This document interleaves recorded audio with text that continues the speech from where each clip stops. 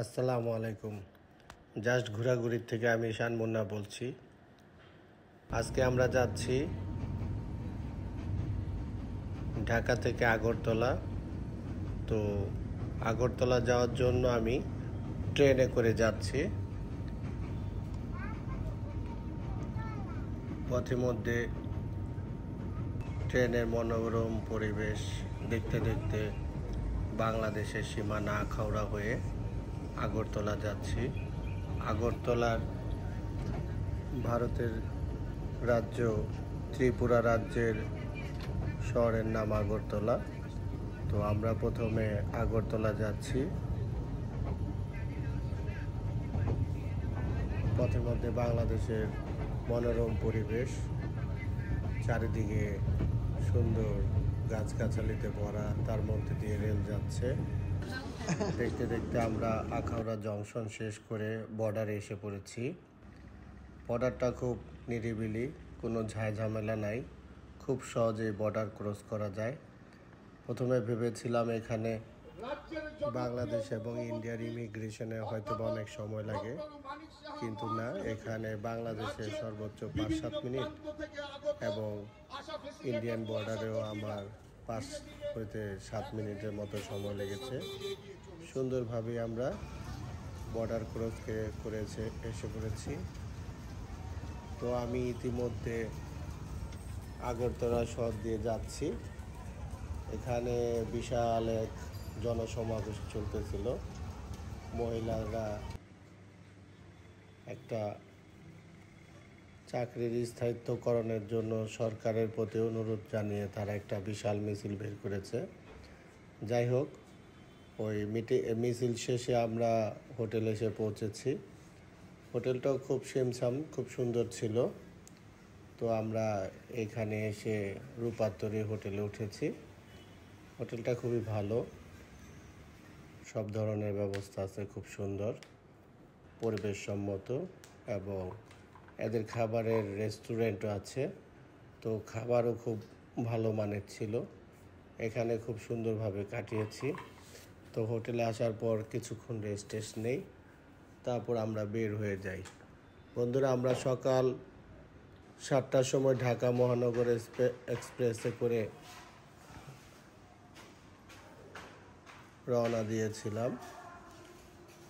তো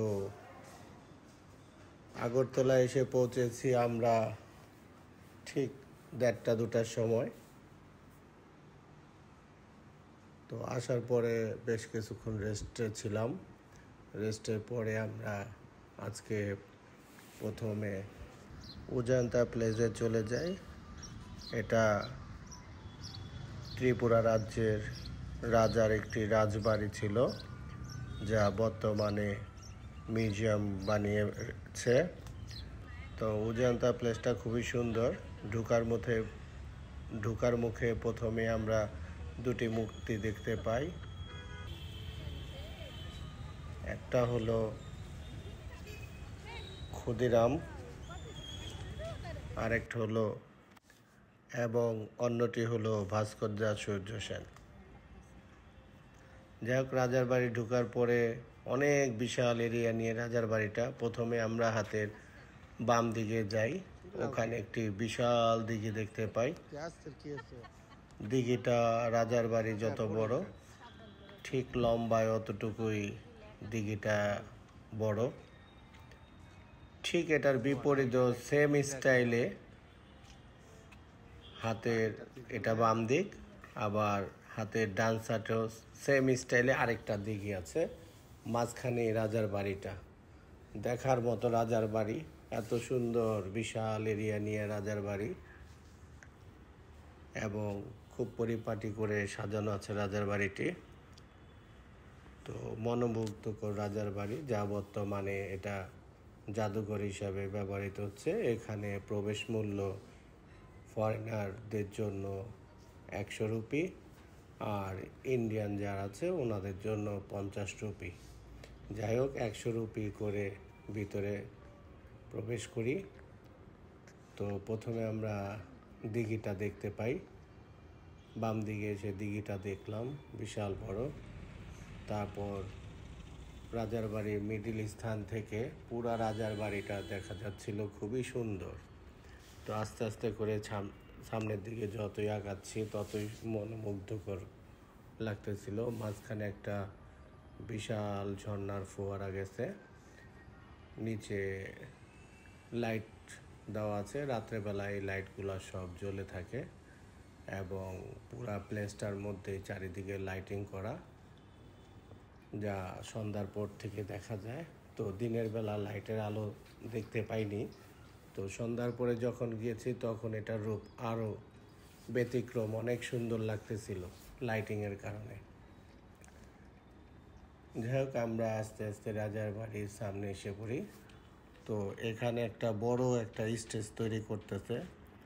তো জিজ্ঞেস করার পরে জানতে পারলাম যে এখানে পূজার অনুষ্ঠান করবে, এর জন্য এই বিশাল স্টেজ তৈরি করতেছে। এক পর্যায়ে আমরা জাদুঘরের ভিতরে চলে যাই। জাদুঘরের ভিতরে কোনো ধরনের ভিডিও কিংবা ছবি তোলা নিষেধ, তাই আমরা ভিতরে ভিডিও ছবি দেখাতে পারিনি। প্রথমে একটুখানি ভিডিও করেছি, সাথে সাথে ওনারা এসে আমাকে বন্ধ করে দিয়েছে। যাই হোক, আমি জানতাম না, তারপর আমি ভিডিও বন্ধ করে দিই। ভিতরে আমি শেখ মুজিবুর সাহেবের একটা পিকচার দেখতে পাই এবং বাংলাদেশের মুক্তিযুদ্ধের অনেক দামি সোলজার এবং বাংলাদেশ থেকে যারা ওই যুদ্ধের সময় আশ্রয় নিয়েছিল তাদের অনেক দামি ওখানে তৈরি করে রেখেছে। তো ভিতর থেকে বের হয়ে বেশ কিছু ডিজাইনের মূর্তি টুর্তি বানানো আছে, পাথর কেটে এগুলা বানানো, যা দেখতে আসলে খুব ভালো লাগছে। তো প্রথমে বলেছিলাম হাতের বাম দিকে একটি লেগ, ডান দিকে একটি লেগ। তো বের হওয়ার সময় আবার বাম দিকে সেই লেগটার সামনে যায়, লেগটা অনেক সুন্দর, উপরে কাঠ দিয়ে ডিজাইন করা আছে। যাক, রাজার বাড়িটা দেখার পরে আমরা আবার রোমে চলে যাই। বন্ধুরা, এই রাজার বাড়িটা চোখে যতটুকু সুন্দর লেগেছে ভিডিওতে হয়তো অতটা সুন্দর লাগেনি। তো আপনারা স্বচক্ষে না দেখলে কখনোই বুঝতে পারবেন না এত সুন্দর একটা রাজার বাড়ি, যা বর্তমানে জাদুঘর হিসাবে ব্যবহৃত হচ্ছে। আমার আজকের এই ভিডিওটা ছিল এ পর্যন্তই। আমার এই আজকের ভিডিওটা যদি আপনাদের ভালো লেগে থাকে অবশ্যই লাইক দিবেন এবং পরবর্তী ভিডিও দেখার জন্য আপনারা অবশ্যই আমাকে সাবস্ক্রাইব করবেন।